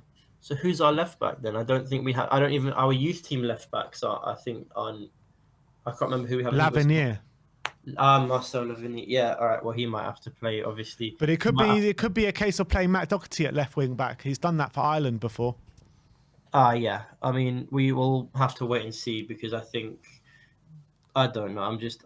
If we haven't got a left back, Sessegnon suspended, we probably will see Ali end up playing left wing again then because our options aren't looking good. Our midfield at least I know Oliver Skipp is ill apparently. I've heard that Oliver Skipp is ill for the game tomorrow. Not necessarily. Yeah, well, it could be Skipp as well involved in it. That's where some people are saying Skipp. Well, because also there was a 7th player that nobody mentioned. Could well be Skipp. They've said it was his most informed player, so that's looking at your likes of Son, Mora, Davis, Lloris, and Reguilon, and Skipp as well. Yeah, so that's not. I think Dane Scarlett might get a run out. I think he might be forced to play. Bergwijn must start tomorrow because he's our only wing option at this point in time. If the reports are to be believed that it is Son and Mora, then Bergwijn's our legitimately only first team winger. So unless Conte is going to go with a 3-back and then just absolutely overload the midfield and play Kane and Scarlett up front, I'll even play Kane and Bergwijn because I remember he was thinking about trying to play Bergwijn as a striker or just off the striker. So we'll wait and see. But well, Lee Tottenham fan UK in the comments says, can't we bring back Jack Clark on loan? I mean, he's not on loan, so maybe he gets a run out tomorrow, Jack Clark. Yeah, didn't he scored in the game a couple of weeks ago, I think, when Markande got his brace, he scored as well. So yeah, he did, yeah. Hopefully we just, this is so unfortunate timing because I know, first of all, COVID it's not to be taken as an inconvenient thing. It is a very serious issue, and my condolences go out to everyone who's been affected by it. But once you look past the moral and emotional aspect and health-wise, it's come at such an inconvenient time because we've got a huge fixture congestion coming up. We're already on a thin squad. We haven't got huge amount of depth. We're not running on a squad like we used to where we had maybe 20, 25 options where we can look at it and field 2 starting 11s and still be able to compete. Our strongest 11 is pretty much our only 11 because I remember we've tried to play a rotated side in the European games and we've ended up losing both times that we've played a rotated side, and now our squad's been decimated by COVID. It's just as we were gaining form. I mean, people are looking at Tottenham and thinking, you've just started gaining form and now you've got a COVID outbreak. How does this happen to you constantly? just as we're reaching some sort of pinnacle, something stops us. I'm convinced it's a supernatural element. I am convinced of that. This club is cursed, Mikey. This club is cursed.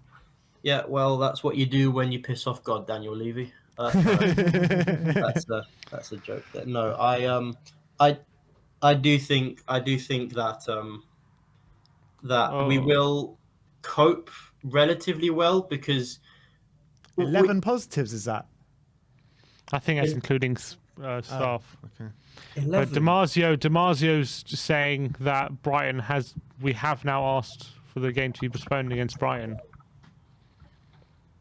Okay. Oh, Jesus That's Christ. what he's saying. Mikey, just before we let you go, what's your score prediction for tomorrow? I know it's very hard to make one, but give us one anyway. I would be able to make a more comprehensive one if I knew the players that were out. But if it is reported to be our first team attackers and Kane's, I predict, and Rennes have Arno Slackers. I predict another 2-2. 2-2. All right, interesting. Mikey, maybe a 3-2 swing for us if we can do something. But I don't see us winning by a huge margin like we have against Brentford and Norwich. Yeah. All right, Mikey. Always good to chat to you, my friend, and we shall speak to you soon. Bye, guys. Cheers, mate. Nice one, Mikey. So yeah, talk us through this Damasio update then. So Demasio's saying that since Sunday there's been 11 positives, 7 first-team players and 4 staff, and for this reason, Tottenham have asked the Premier League to postpone the match against Brighton on Sunday. That looks like it's confirmed from his side. No one in England has confirmed it. Eccleshare claiming Tottenham are going to wait till after the game tomorrow to decide, but Damasio saying we've already submitted for the game to be postponed. That's what he is reporting. He says if the game is not played, the Tottenham calendar will be clogged, as Spurs will also have to recover the match against Burnley. Between now and Jan 1st, Conte's boys will have to play 6 games, not including Brighton. It's clear, however, the postponement of the match against Brighton would be more justified given the current situation of Tottenham. So he's saying that Tottenham have, in fact, asked for the game to be postponed on Sunday. That's what he's claiming. So looks like that, and it looks like it probably will be granted by the looks of things. So, what do you mean by the looks of things? Why would it be? Because there's so many cases. Right. 7 first-team players, 11 and 4 staff. Is it? They're saying 4 staff, are they? Yeah. So it doesn't look good from that perspective at the moment for Spurs. All right, let's keep going through the guests. And who have we got here? Lachlan McConnon. Lachlan, how are you, my friend? Hey guys, how's it going? Good, thanks. Hey. How are you? Yeah, not too bad, not too bad. First time on, finally here. Did I pronounce your name right? Lachlan. Lachlan. Where are you calling from? It's Australia. Australia. Yeah, I thought so. Nice. Could hear it. Yeah, joining the apparently ever-growing list of Australian fans. I'm very surprised there's so many of us down here, actually. Yeah, we get on with Australians famously on this channel. We love a good Aussie. Was it midnight over there? Not far off, yeah. Not far off midnight. Wow, up late. But all the up late to talk about Tottenham. And let's. What's your opinions on what looks like we've just been announced that looks like we have asked the game on Sunday to be postponed? Is that the right call for you, considering who has gone, who's tested positive, and also what's your thoughts on tomorrow's game? Yeah, I guess putting aside anything to do with who is affected within our squad, I think it's just in the best interest of the league. It's in the best interest of both squads to not mix and match as much as possible. I understand WAFA's rules around 13 people and 1 goalkeeper have to be eligible from the A list, but considering the nature of COVID changing again recently, I don't really think it's actually appropriate to be going ahead with the game tomorrow, but it is what it is. It's going to go ahead. I think cancelling Brighton, unfortunately, is the right call. The fixture congestion is going to be a nightmare to deal with. But if my thoughts on tomorrow are going to be correct, we're not going to have a Conference League to deal with at the very least. So, yeah. So what is your opinions on the game tomorrow? If it is rumoured to be 7 big players out for us, what's your opinion? How's the game going to go down tomorrow? Rennes is not a team to be underestimated at the moment. They are second in the French league by my understanding, and they are flying high. We struggled with them at their home ground, but to be fair, we've been terrible on the road in Europe all season, under Conte and under Nuno. Obviously, we've had better form at home. I think recent signs under Conte have shown we're not as soft a team as we were earlier in the season, as we were at times last season. I think the fitness is improving, and I think there's definitely better signs. Even if we're not playing the first team squad, I don't expect us to roll over and say die. But even if we were to be playing the first team squad, I'm not super positive that this is a game that we're going to pull a massive result out of. You know, Rennes already qualified to the next round. They also could be resting their biggest stars as well. So do you think that a Spurs B team can beat a Rennes B team? Our B team couldn't even beat Mura. So, yeah, look, I think some of the members of our B team are a little bit better than we give them credit for. I think some of them are maybe we give a little bit more credit than we should. Obviously, I know there's been talk of Bergwijn and Rodon going. And Bergwijn's one of those players I feel was a little bit unfortunate. He came in at a time where we didn't really have an offensive setup for the team. It was a new league. It was a new language for him to get used to. I know he has some pretty good English, but trying to move to a new country is still always going to be daunting, especially if it is your second language. And obviously, he got off to a really good start. The expectations were set really high because of that City goal. But yeah, he's obviously between some injuries, a bit of low confidence. He's not really kicked on from there, unfortunately. I think some of these players we've written off a little bit too quickly, and it would be nice to see Conte have some more time to work with them. But if there's offers on the table, if Ajax is really coming at us, if it's 20 million, take it. You know, it's one of those things. He might come good under Conte, given a bit more time, but we just can't risk it. I think at this point, it's worth just getting a few new players. And I also don't quite know where he fits in this squad. My feeling is Conte is probably still going to go towards a 3-5-2 in future, especially if Moura doesn't pick up and be a little bit more consistent in terms of the end product. I think you'll find having a Kane and Son or a Vlahovic and Son or Kane and Vlahovic up the top, and putting an extra body in midfield to make sure we've got some creativity. But yeah, I think back onto the point really is, yeah, I think some of our players that are sort of the second string, I think there's a lot more to come from them, but I just don't think we're going to see it tomorrow. Interesting. All right. Score prediction tomorrow? Considering everything going on, I can see a sneaking one on the counter, but I can't see anything other than a loss for us, unfortunately. I'm predicting a 2-1 to them. Interesting. Wow. All right. There you go. Really great call. Thanks for calling in today, my friend. Nice to have you on. And please call in again, mate. Yeah. Honestly, I will. very cool. Thank you soon. Thanks for having me. Yeah, thanks for coming on. See you. All right, all the way from Australia. All the way from down under. And let's go to our last caller of the day, who is Sean Butler.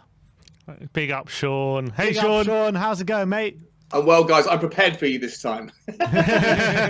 Love it. Thanks for coming on. Yeah, no worries. Internet connection's going down. You might have to take over the show on your own this time. Well, I'll try not to turn it into a 50-minute debate with myself. How about that? I'm sure I wouldn't put it past you, Sean. What's your take on goings on at Tottenham at the moment? We've just heard, looks like Tottenham have asked the game to be postponed on Sunday. Is that the right call for you? Yeah, I think it is. I think it has to be fair. I remember last season, Aston Villa were the first team to get hit by the COVID. I think they were the first team to get hit by COVID against Liverpool. And, and everyone at the time interpreted it as who weren't a fan of Aston Villa, that Liverpool were getting a free, a free ride, yeah. Like a free ride, if you like. And I think it's only fair to do the same with us. I think you have to set the precedent. I know that Europe have got, or the UEFA have got their own rules in place, but the Premier League sort of don't have a protocol. But once precedent's been set, then you have to you have to tar everyone with the same brush. So, I think it's only reasonable for Brighton to, if it, I don't know how it works. If Brighton have to give their, if they're happy for it, or if they're not, if they say no, does it become more challenging, or do the Premier League just take take it by the horns and make their own decision. Do you know what the kind of process is there? I think we have to put an appeal in, because I think if we have enough players to fulfill the game, there's no reason for the Premier League to step in and say that this game has to be postponed on from their side. I think it's for our Tottenham side to appeal for the game to be postponed. Yeah. And then it's for the Premier League to make a decision on that basis. I think that's how it works. So so I think looks like that's happened according to Marzio. And I guess I don't know. Does it make a difference who it is that has tested positive as to whether we suspend the game on Sunday or not? Well, look, yeah. I mean, so if it was, if the coaching staff were sort of second tier or like less prevalent, if the players were the youth team, and we had a full strength team, generally speaking, then just given the other variables you have to consider, which is the pile up of the games that will then come. Most people expect the December that's jam packed, but January things ease up a little bit. Whereas it looks like if Brighton's off and with the Burnley game being suspended, then our January is going to be just as busy as our December would have been. And so I'd rather the game go ahead if we could put out a full strength team.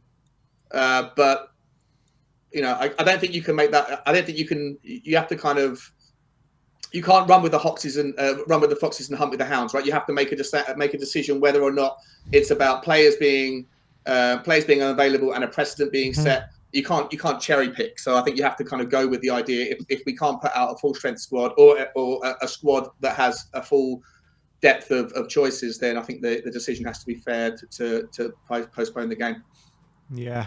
In terms of the game tomorrow night, I mean that one's definitely going ahead. And if we assume that the players that have been rumoured about are out, Sonny, Lucas, Davis, these kind of players, how do you see the game going tomorrow night? Well, I don't think it's going to go very well, but I'm not that bothered either. I was looking at what is the benefit, right? So, first of all, Vitesse are on the same points as us. If they win against Mura, which they will, then we obviously have to win. We've got a two goal difference advantage, but you'd imagine that apart from us struggling against Mura, most teams can put them away. So if Vitesse are going to put 3 or 4 past them at home, which is perfectly feasible, then we have to beat Rennes by that difference, that two goal difference, whatever, just to maintain the second spot. If we do that, looking at the finances, what's the benefit of continuing the competition anyway, right? I think a few weeks ago, one of you two were talking about how many additional games in the season does a progression in the Conference League require, and it's at least 10 more games if you want to go on and win it. And looking at the math, you get 500,000 euros for a win, 166,000 for a draw. If you qualify, then you get an extra million euros. And then if you go all the way to win it, the maximum you can make financially is 8.5 million euros, which is probably not much more than Ndombele's wage bill, right? So, is there the benefit in all of the negatives of having to take on 10 additional games when we don't have any squad depth? I know it's going to be embarrassing to get kicked out of the inaugural competition at the lowest tier of Europe, but the only upside to winning, to going all that way and going through all those 10 games and risking all those additional injuries is that the victor does get a spot into the Europa Cup, whereas the Carabao Cup victory, which only requires 3 more wins, that only gets you back into the same competition that we haven't taken seriously enough anyway. So on the kind of net, I don't really think it's worth worrying about. I don't like it. I think I'd rather. Obviously, I love watching Tottenham play as often as possible, but in the next, if we do happen to beat Rennes by enough to qualify to that qualification thing where you have to go into the next knockout, you're going to play some really tough teams in the next round. Napoli, I think there's a couple of Dutch teams that are really healthy as well. And there's a Scottish, like Rangers are coming into it probably. Like there's some really difficult games in that knockout game in the next round before we even get to the quarterfinals. Net, I don't think it's worth worrying about. I don't really care about tomorrow night's result. I'd rather us focus on the league and not risk all the injuries and the additional pressures. What are your thoughts? Yeah, and I think as well, it's not just that we have 10 extra games. It's that because our squad isn't so strong, I don't think we can get through this competition without really taking it seriously. That's just Exactly. that's how I feel, unfortunately.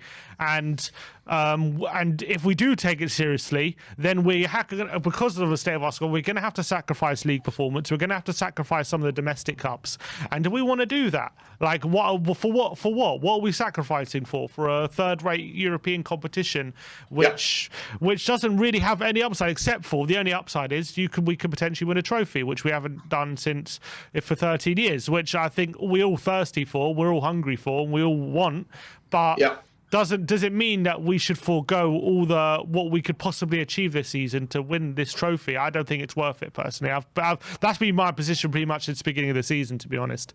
But definitely since it became clear in the group stages that our squad just simply isn't strong enough to cope with this competition, even if we rest players, I think for me that's pretty much sealed my thinking in that. It's just there's not enough upside for me to bother about the competition. That's just how I feel.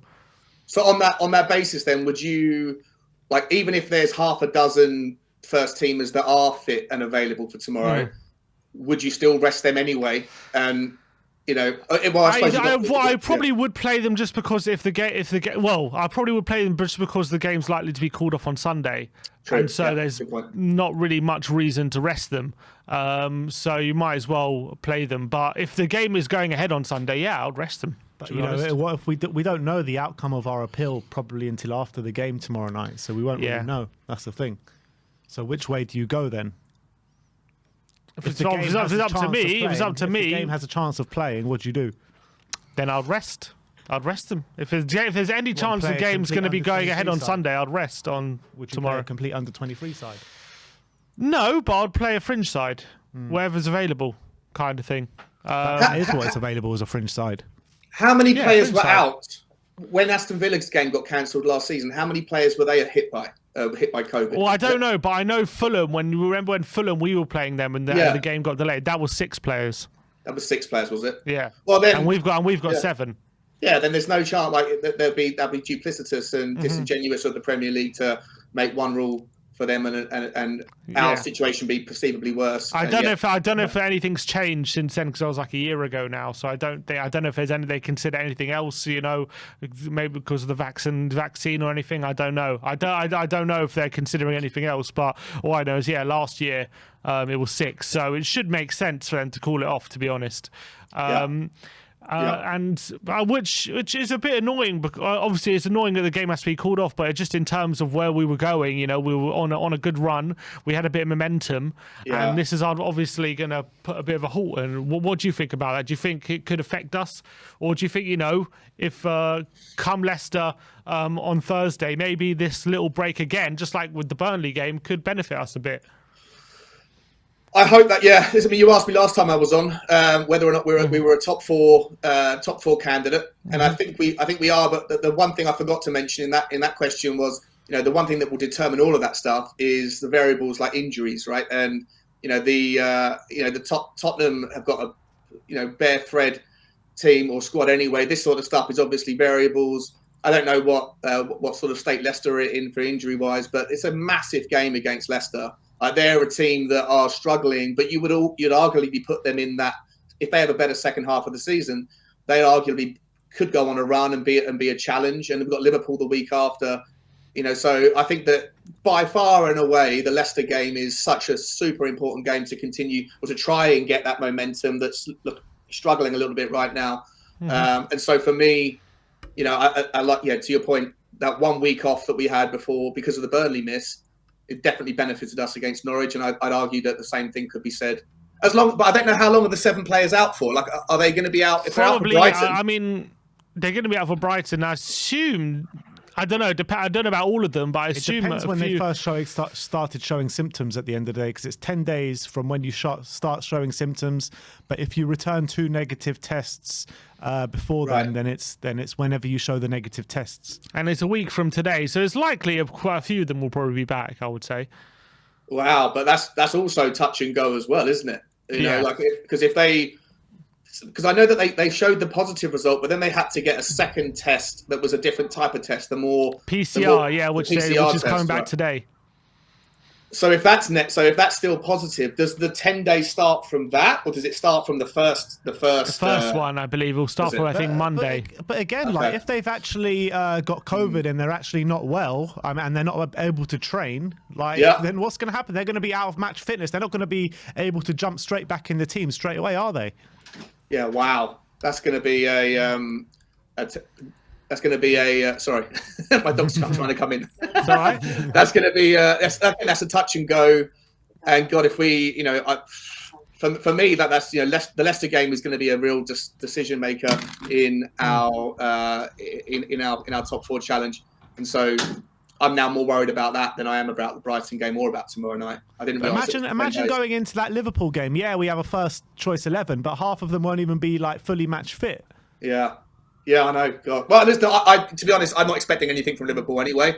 I think Liverpool are just, like they're playing so well at the moment. Yeah, unbelievable. Like they're walking teams off the park, and whilst it's great to see Spurs get some form and get some run, I don't think we've necessarily been that impressive. I think we've flattered to deceive a little bit, and we've got the results recently, but I don't think we've shown enough to give me confidence that we can get much from Liverpool. So.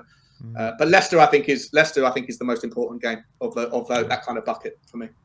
All right, Sean. Always a pleasure to speak to you, my friend. Nice one, Sean. And, cheers, guys. We'll see you next time.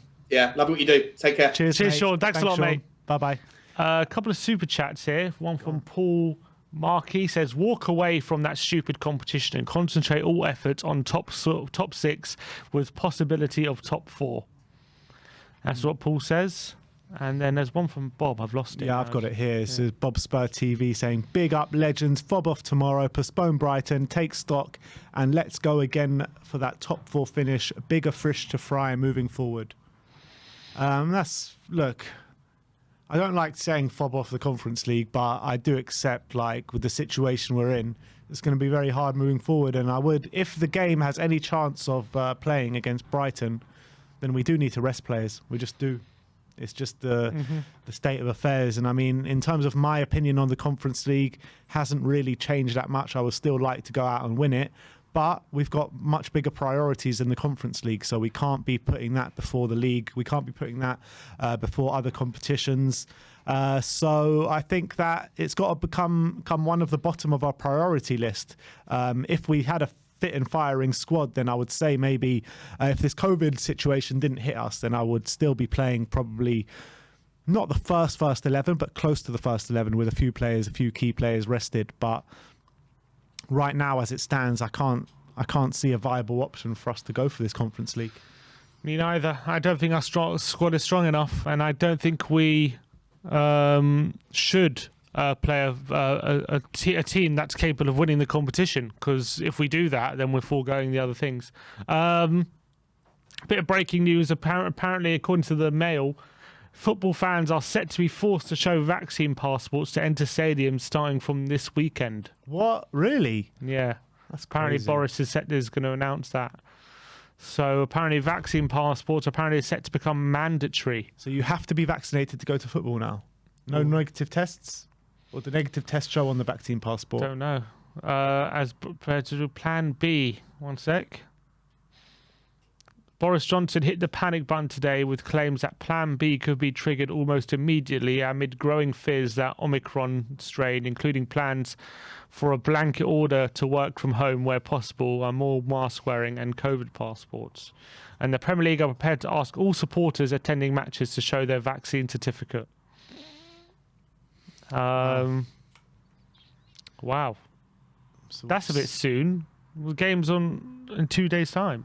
How are clubs supposed to get plans in place for that with 2 days' notice? It's ridiculous. It's likely to cause chaos for supporters entering grounds where they have largely only been spot checked for vaccine in the first 4 months of the season. Clubs are also braced for backlash from fans. That's going to be crazy. It's going to be hour-long queues to get in. I remember going to the friendly. You didn't go to it. The Arsenal friendly. Well, they're checking everyone. And they were pretty much checking everyone that day because it was like the first time they welcomed back fans for a while. And literally, there was a queue from the South Stand entrance all the way down the high street. Like, it was literally close to the. It was past the entrance of the shop. It was way past the entrance of the shop. Okay, there's more updates now. Breaking news on the. We now apparently the PCR tests have come back and there's now up to 16 positive cases That's in got the to go. squad. Yeah, that's going to be cancelled 100%. It says then. 12. Paul O'Keefe on Twitter says 12 playing staff, including some of the under 23s, 8 first team players, and 4 other members of staff have now tested positive. That's going to be so off. Then. That Brighton game 100%. looks very likely 100%. now. It's going to be off. Can't see that playing That now. is breaking news. But then, how many from the A list now? How many fit players do we have? Do we have even 13 players to fill the fixture tomorrow? Well, 8 first teamers. So yeah, I would say we do. With the injuries to, do you think we do? Well, 8 How first many team. first team players do we have fit and ready to go? Do we have? We must have 13, Yeah, we'll have 13. We'll have 13 players available. unless I think. Lloris and Golini are 2 of the players. Yeah, if there's 2, if those 2 are out, then we have that's 2 keepers, and that would give us cause to delay the game. But do we want the game delayed tomorrow? I don't know. I guess, yeah. I mean, I thing is, guess if we the have game- to. Yeah, it becomes a moral thing, I guess. If But the game is delayed tomorrow, how are we going it to has fit to be that and played Brighton? before the new year? You know that. Yeah, so how are we going to fit that and Brighton in? It's going to be impossible. The Brighton one can be delayed a bit further on, but I'm saying this Rennes game has to be played before the new year, Yeah, and there's play literally first. no space to play that before the new year Yeah. because we've got a game every 3-4 days. Mm-hmm. There's literally no spot. So I think that if we're going to have to postpone this game, I think we're going to have to give up the tie or something, because I don't know when we're going to play it, or play it with the under 23s or something. We 'Cause have how are to. we going to play it? Well, apparently, Paul O'Keefe, some of them include the under 23s, so Yeah. that's funny. Yeah, it doesn't look good at all. So looks like those, and they're also confirming as well that because of that, that's why we've already asked for the game to be postponed. We're not waiting till after Rennes, which Eccleshare suggested we were earlier in the day. Looks like, DiMarzio was spot on. huh? DiMarzio was spot on. Looks like it, and it looks like, yeah. Expect Conte to tell us more in the presser shortly. That's according to George Bannister, who was, I don't know who he is, but all I know is earlier in the week, he confirmed the news, and he's been spot on about this throughout the whole thing. And also Paul, obviously, he seems to have some inside information. Yeah, so they're confirming it, and so it looks like 16 positive cases now within the squad. So let's see. I don't know how that's going to affect us moving forward. I mean, that could even grow, couldn't it? So, I mean, that's the case at the moment, and that's not good at all. All right, well, that is it from us today. We'll be back with Conte's press conference, some sort of predicted lineup for tomorrow somehow. And obviously, we'll bring you a Tottenham update today as well when everything is said and done. So thank you, everyone, for joining us today. We'll see you all very, very soon. Like, subscribe, and comment. And as always, come on, you Spurs.